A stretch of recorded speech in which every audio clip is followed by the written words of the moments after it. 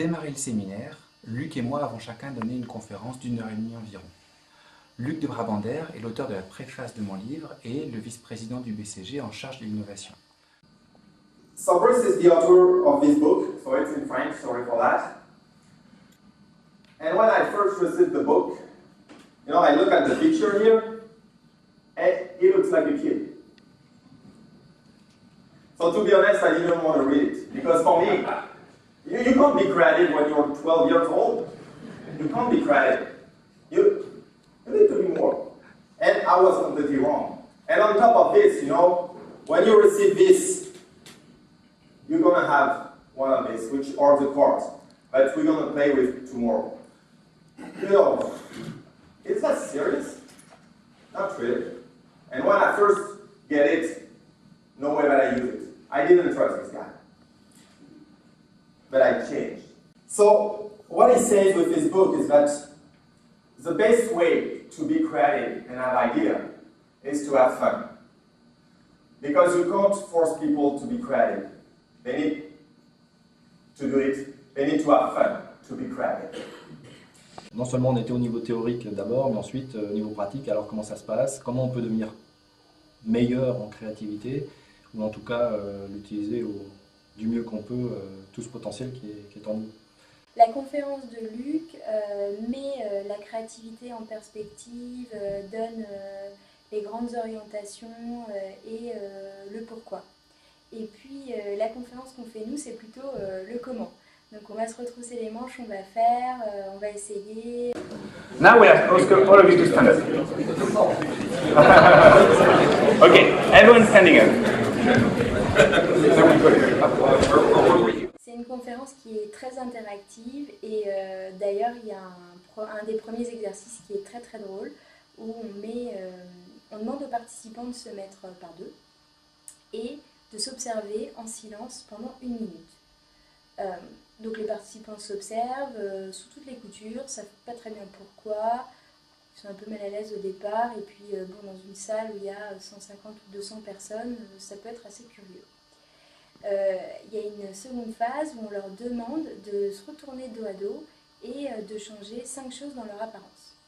Donc on enlève sa montre, on met sa cravate de côté, etc.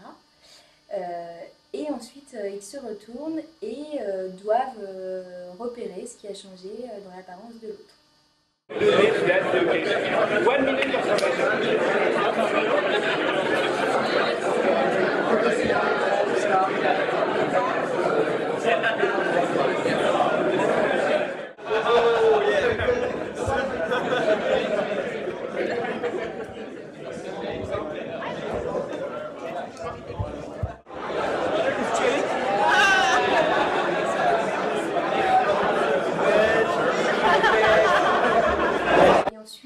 On leur demande de changer 10 choses de plus dans leur apparence. Donc là, souvent, on a des grands cris, parce que 5 choses, c'était facile, mais 10 choses de plus, ça paraît insurmontable. Et là, on a des scènes vraiment hilarantes, de gens qui vont prendre la cravate d'un autre, retrousser leurs pantalons, aller chercher des choses à droite à gauche dans la salle.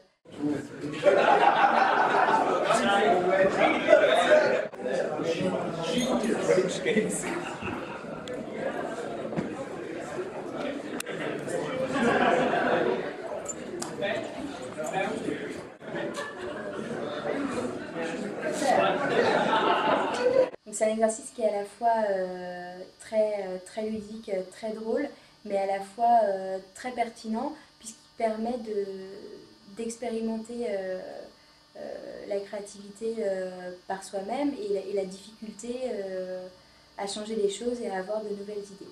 D'une part, ils ont adhéré très rapidement à la chose et d'autre part, je pense que ça a été un coup de fouet dans la présentation. Alors ce qui est drôle dans cette conférence, c'est que c'est jamais 2 fois la même parce que c'est pas l'intervenant qui la conduit, mais plutôt les participants. À chaque conférence, je dirais qu'on en apprend autant qu'on transmet aux participants. We didn't fully observe the dimensions of the problem, Yes. or secondarily that we maybe don't enjoy looking at each other's derriere. So we went to the obvious, which is change your shirt, change your belt. but we didn't sort of think of the obvious in terms of facial changes. Un des objectifs était réellement de faire un séminaire innovant lui-même dans la forme. De dire aux participants, nous allons vous demander des idées neuves et nous allons le faire dans un cadre nouveau, non pas dans le cadre de conférences données par des managers ou de chiffres qui vous sont déployés pendant des heures, mais dans un séminaire dont vous êtes le héros. Et leur manière à eux d'être le héros de ce séminaire, c'était pendant toute la première journée, ensemble, de se retrouver pour des ateliers de créativité. 3 types d'ateliers ont été prévus. Le premier type était un atelier de créativité de type logique, c'est-à-dire en l'occurrence un atelier de jeu de Go. Il se trouve que j'étais l'animateur de cet atelier. Après avoir vécu 2 ans en Corée du Sud où j'ai découvert le jeu de Go, j'ai compris et découvert une autre manière de penser la stratégie. Et pour le Boston Consulting Group, dont c'est le métier, il y avait une pertinence réelle à faire un jeu de stratégie pour illustrer la créativité logique, qui est la créativité des hommes et des femmes de science. Un deuxième type d'atelier était centré sur la sensibilité plutôt artistique et sensorielle des participants.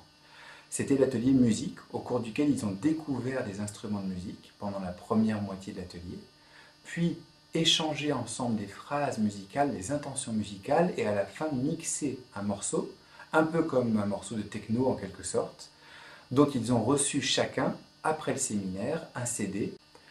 Un troisième type d'atelier était un atelier construction, c'est-à-dire un atelier reposant sur leur capacité manuelle, sur leur capacité d'invention, sur l'intelligence créative du bricoleur. C'est une compétition en fait en équipe, à partir de matériel que je fournis aux participants, qui est vraiment du matériel de briques et de broc dans une petite bassine, le même matériel pour tout le monde, de fabriquer une catapulte en moins de 2 heures et de tirer le plus loin possible un chiffon.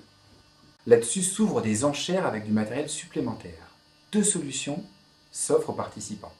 La première solution, c'est de foncer acheter du matériel avant d'avoir prévu la catapulte à construire, auquel cas ils risquent de ne pas acheter le matériel approprié, mais en échange ils ont le premier choix.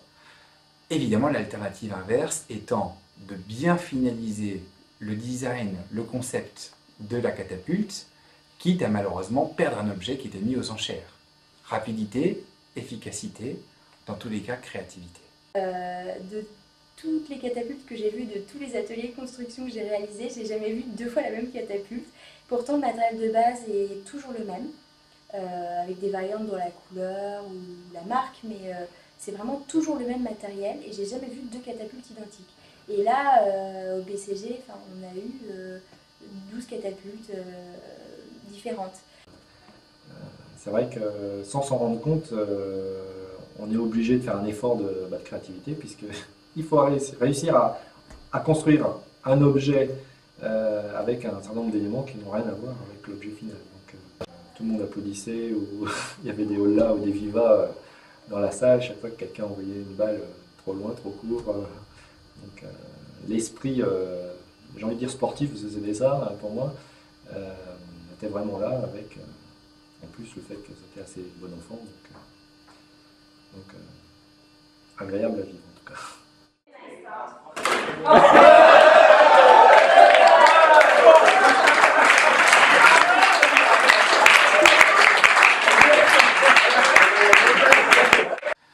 Afin de faire atterrir cette première journée, nous avons choisi d'organiser pendant 1h30 un concours d'idées sur un thème qui était le même pour tous les groupes, ce qui a aussi été pour eux un échauffement en préparation de la journée du lendemain. Et ce sujet était comment aller de bien à encore mieux. Le concours d'idées a permis de mettre en œuvre les méthodes et les moyens appris la veille et expérimentés pendant la journée. Donc c'est un échauffement pour les animateurs, une prise de connaissance avec les participants.